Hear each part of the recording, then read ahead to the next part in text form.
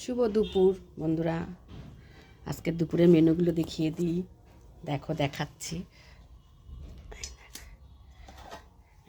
এটা হচ্ছে কালকের বাঁধাকপি করেছিলাম, ছিল তাই গরম করেছি। আর এটা ওই খয়রা মাছ বলে, ছোটো ছোটো খয়রা ইলিশ, বাচ্চা তাই নিয়ে এসে ভাজা করেছি। তার সঙ্গে শুকনো লঙ্কা ভাজা আছে।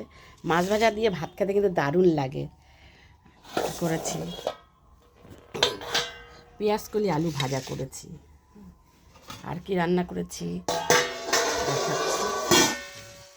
মাছের ঝোল করেছি, রুই মাছের ঝোল করেছি।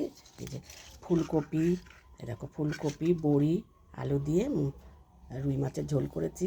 দেখো মাছের মাথাও আছে, লেজা আছে। এই যে পেটির মাছ বলে নিয়ে এসছে, জানো তো একটু লেজাটা খেতে ভালোবাসি।